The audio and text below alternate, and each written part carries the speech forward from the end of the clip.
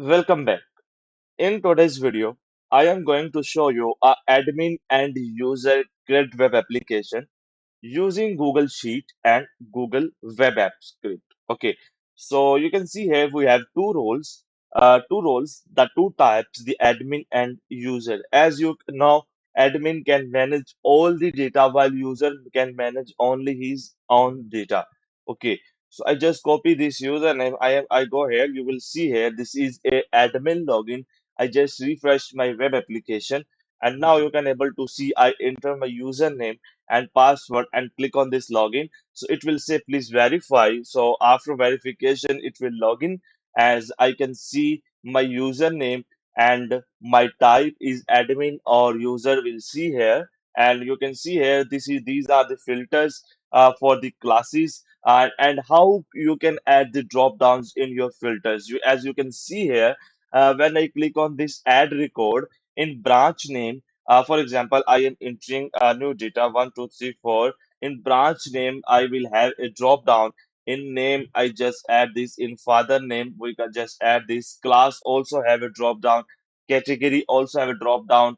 Date is today. Okay, staff name is this. Designation is this, and staff branch is also drop down. Staff code is a manual entry. And when I click on this save record, so now you can able to see my data is going to be successfully added. So one thing, how the drop down values come. So in our Google Sheet, in option sheets, you can add here the drop downs as much as you can in class section, in category section, and in branch section and in staff branch section. As you can see, when I press on this edit icon, so you can see here, I will change it to from first to become and click on this save. So when I click on this save, so now you can able to see it will change to the BCom. So as you can see, also we have it filters for the all clauses, which again comes the drop down values from the options columns in the class sections.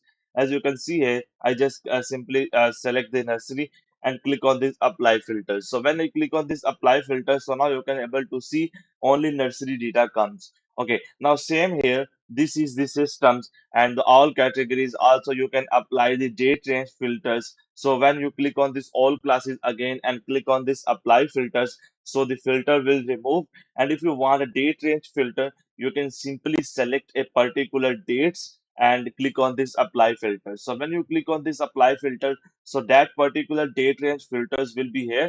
And if you want to remove the filters, you can just simply clear the data and click on this apply filters. So now you can able to see all the filters will be removed. Okay, one thing, if you want to delete this, you can simply click on this delete icon and click on this yes, delete it. So now you can able to see your 1001 data will be successfully deleted from our database as well. Okay, so let's refresh.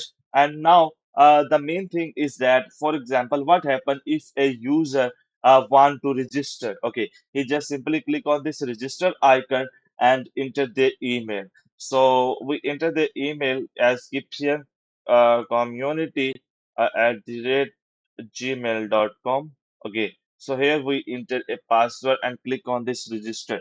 So this is a username which is already exist in our database. Okay, so we can simply change this and click on this register. So this email is not exist, but for the username, I just have added something registered successfully. You may log in now. So I just come here and enter my username and password and here enter add and click on this login.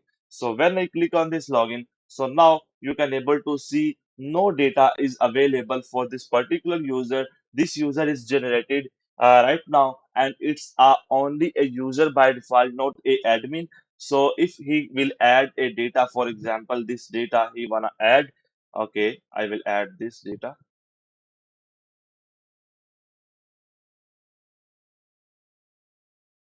This is today dates and this is the staff name. Whatever data you want to add, you can easily add the data and click on the save record. So when you click on the save record, so now you can able to see that particular user will able to create their data and manage their own data efficiently. Okay, so one last thing we have seen before, the forget password. What's the forget password functionality? So you can see here This is the user ID, and I just copy this and click on this forget password.